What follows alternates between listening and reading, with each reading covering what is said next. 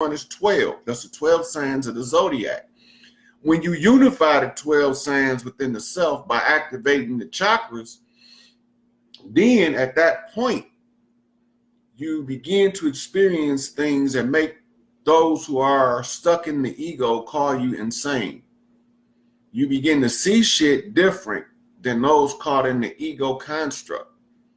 As you see things different, you respond differently. You don't want to participate in the ignorance and the foolishness of the oppressive system and network. The Nation of Islam call that divorcing yourself from the white society, but the society not white. You see, what we perceive as white people ain't white people, and what we perceive as black people ain't black people. It has nothing to do with skin complexion at all. Because if you go to Africa, before the European was ever there, you had a varying rainbow of tints and shades of brown all the way to yellow or golden white, what they call your Grimaldi, your Albions, your albinos, but they're not albinos in the sense that they don't produce pigment. So Dr. Richard King in African Presence in early Europe explained it in a genetic context. It's easy to grasp when you understand the difference. So when in Babylon, when they put these artificial worker drones, technology being adopted, he is the son of the Ice Queen. Who is the Ice Queen? That's Isis, the queen of the North. North in Egypt is called the underworld. So we putting this all together. Now, so now that he's trying to get the throne, they didn't put Thor, right? Which is a Roth, means shield. The Roth shields, the blood shields, right? So they put the Roths, or the shield, the cover story, in play to keep Loki from ever attaining the seat, the Ice Throne. Because they know if he ever attained the Ice Throne, he is authorized then by position of the Galactic Council seat of 50, which is known as the God seat of heaven and earth in the earth realm. Meaning that anybody sit on that seat got final say in the final judgment of what takes place in the realm of heaven and earth as we know it. So this 50th seat is also known as the Great Queen's seat, the Queen of Heaven and Earth, the seat of Isis, the Black Madonna. So now Isis is in the underworld. Now, what happened when the Sweetwater went away? The babies got raped. The women got trafficked, the ground started to crack, things began to shrivel up and die, right? Death began to ensue because you cannot grow shit with bitter salt water. It's just not going to happen. Bitter salt water is a comparative analogy to the sweet water, but the water is a synonym for emotions. Emotions is a mirror of a spirit. The energy that's moving in the spirit reflects through the emotions. When you understand how to control the emotions, you then solidify spirit and mind in order to move up the ascension ladder. Jacob's ladder, the 33 vertebrae, the 33 years of Jesus. So it's all symbol and tied together. So now the wars get more intense because Enki's children is trying to overthrow Enlil's children for attacking Enki, and for what's taking place with Isis in the underworld, her being predisposed by Rishkagil. This allows them to run rampant without her being able to say shit. Right? Now, while this all takes place, the wars, what they call the Vimanas Wars in India, that's the great nuclear wars of a past era of the earth that's recorded in the Mahabharata and the story in the Bhagavad Gita. All this shit related. It's all tied together. It's a unified field theory effect, so I can't totally stay with the one story without making the other references. Now, when you understand that aspect of it, and that all of these stories is connected, then you begin to put the history of the world back together. But the first one to do it has to have sight beyond sight. Got to be able to mentally see from what they call the galactic 13th seat, which is the Zodiac center, which they call the top Earth seat, to see the total chaos being made orderly through the lens. The lens flips it correct. So if you can't hold the balance, you can't hold the seat. So the only way you can hold the universal balance is you first have to hold self-balanced. As above, so below. As within, so without. It's an old maxim. So then you wonder, what is this elixir of life? This sacred secretion. This is the gold fluid that travels the spine as you begin to awaken. It's called the Kundalini. It's when your right hemisphere, feminine, creative, abstract, and your left hemisphere, linear, logic, masculine, begin to work together as a married couple. From the king's chamber to the queen's chamber, they send a pituitary pineal arcing effect, which causes a reversing of the lens from external to internal perspective. You find the anomaly in the self, it shows you the anomaly in the world. You correct the anomaly in yourself, you find the balance with the anomaly in the world. It's just that simple. But it takes a lot of effort. Now, most people don't do it because it's hard work. But guess what? If you don't do it, and you don't take control of doing it, it's twice as hard. Because life gonna beat the fuck out you until you do what you're supposed to do. Because we all wrote this contract called Book of Life when we came. And the goal was that you gotta be righteous enough to not let the evil shit take control of your life. But you also can't be so goddamn righteous that you be a permanent victim and pussy to the dark shit. So you gotta be in the gray. You can't be all the way on the black and you can't be all the way on the white. You got to walk bump straight center. And so this allows you to see what the Islamic Muslims call Sirat al-Mustaqim, the straight and narrow way. That shit hard work, because it causes you to have to do enough introspection that you can't be deceived externally, right? So when you can't be deceived internally by yourself, can't nobody else deceive you, because you won't accept the deception. Now, all of that is the basic rundown or overview of the story. The wars finally caused what we call an intergalactic crisis effect. Now, when you go to a book, somebody put this reference book in the comments, Inanna Returns. Inanna Returns. You can find the book on Amazon. So somebody put that in there as a reference. You got it, Phoenix?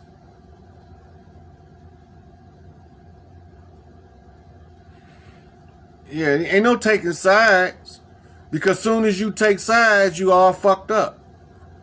You got to be in the gray. You got to bump straight. That means that if a motherfucker got to get chopped in the throat, they fucking got to get chopped in the throat. But if it's not necessary to chop them in the throat, it's necessary that you don't chop them in the throat. It's that simple. You don't give nobody more than they can take of your bullshit, because then you force people into a corner where they have to respond. So if you ain't on bullshit, they're like, hey, that motherfucker be on some straight shit every time I see him. That's called cultivating an air of respect. And they don't have no sense of respect in this world no more, which is cool by me. You know, everybody got their life and their way of life. But I'm about to light me a little buds and roses right here. I like that shit.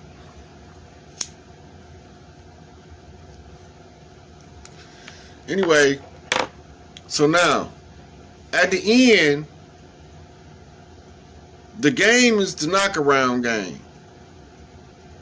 It encompasses all of the rules of every game you ever played in your life. Some games you probably never played them, but you know the rules to them from watching others play them. You still got the key. The African left proverbs to give us direction in times of crisis. One of the things they always said was the same thing that they used to hold you down, you use as a ladder to climb up. Now, that got me thinking what they using to hold us back. So, that gave me something to work with. There's another African proverb. It said, 9 out of 10, the simplest answer is the correct answer. I said,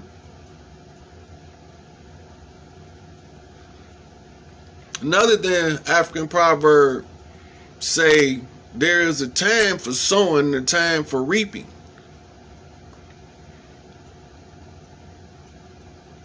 Which goes to a biblical proverb. It's a time to live, it's a time to die.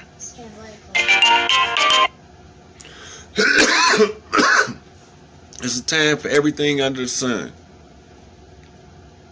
So that got me thinking.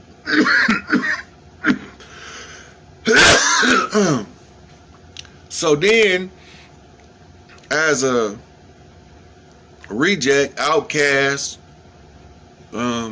piece of shit ass nigga that don't nobody want to fuck with, fuck it, I fuck with me.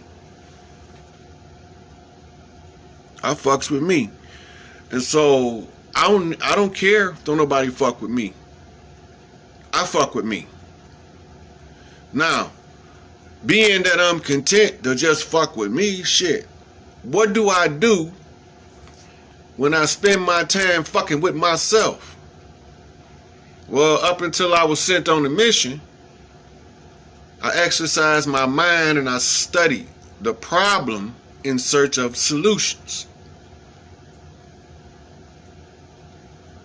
I found that in left-hand path, Crowlister type literature, Anton LaVey, and right-hand path, religious literature, like Christianity, Judaism, and Islam. And then you have a middle path, what we would call spiritualist path. So that's like Blavatsky and Steiner. And then you have a historical path.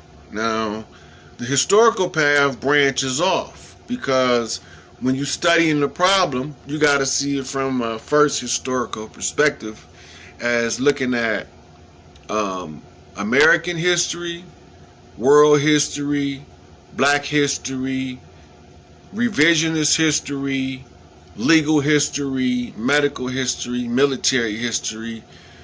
And then you gotta weave all that shit together, sift it out, and find out where the bullshit at. It's always a tell to the lie. The lie always tells on itself. But there's always the truth sprinkled in that lie in order to make it believable. So the same story has to be repeated in the end in order for the system to change. Which story? The Alpha to Omega story.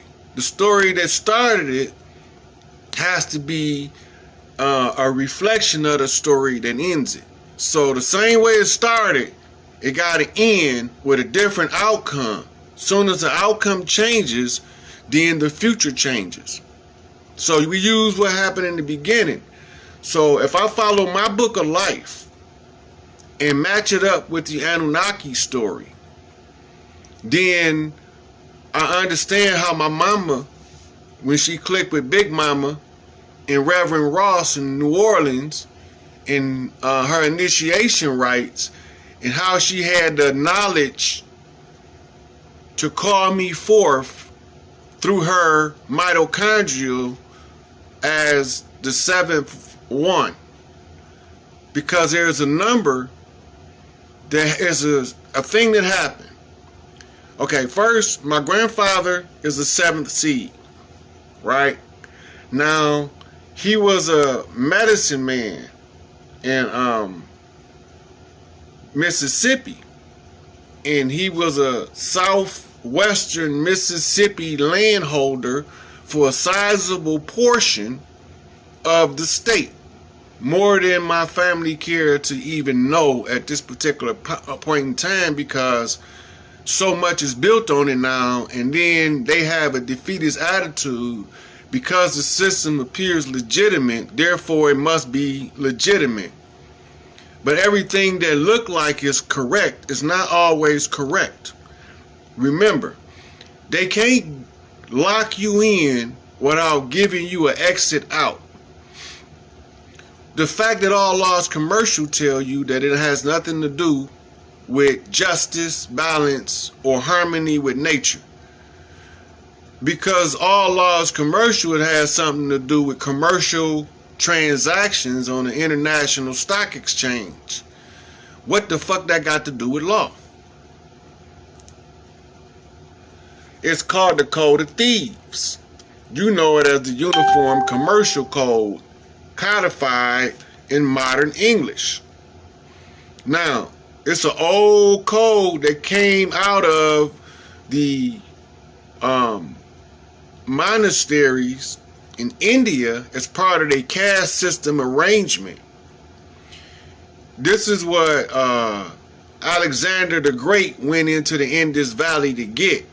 He really wasn't that great. He really was a little piece of pussy, bitch ass dude, because when he was faced with the Candace queens of Ethiopia, he ain't want no parts of the energy exertion, because it makes the men fight on a level that they not ready for. The men become so self-aware of their indestructibility in truth that they don't care what you do to this body, you're not fucking with the queen. Period. Yep. So he was inserted. Now, everybody wanted to know, where did the history switch from matriarchy to patriarchy take place? It switched in Greece. See, Helen, right, was the queen, or she was actually the princess waiting to become the queen. But she was known as one of the Greek goddesses. Now, as soon as they were conquered by Rome, Rome didn't change anything but Helen's gender. Now, I want y'all to look at that. In Rome, Helen is a man. Now, this is your Medusa got her head cut off metaphor. She was replaced. That's the replacement. The other stories, like cut off your nose to spite your face. You know, these are people that's turning in on themselves and not admitting they wrongdoing, trying to blame it on other people. It's the reverse of the Pinocchio story. Same shit. He lied outright, they lie inwardly to make themselves be more than somebody else. So they cut off their nose to spite their face. When they refuse to accept or acknowledge what they know to be true, then there's a consequence. So you see the drama, right? Remember, the Syrian resurrection story called the Holy Drama. So when you see the drama play out in Hollywood, all of the movies of Hollywood, the good ones and the bad ones, is tied to the same myths and legends stories. They just told them in an updated manner so that the same story can be drawn from the subconscious mind and applied in reality as a stepping stone of erudition. I mean, you're learning to read nature. They teaching you through the instrumentation of movies and songs and different things. In the hip-hop world, hip-hop is Native American ancestral call. That's all it is. The goal of hip-hop was to produce Eminem. I'm going to tell y'all this again. The goal of hip-hop, from when it was a form of jazz called hip-hop, jazz, back in the 20s, right alongside of swing, jazz, hard bop, and bebop, was to produce Eminem. That was the goal of hip-hop. Produce Eminem. What the fuck do you mean, produce Eminem? Because when we knocking around and we making the call to the ancestors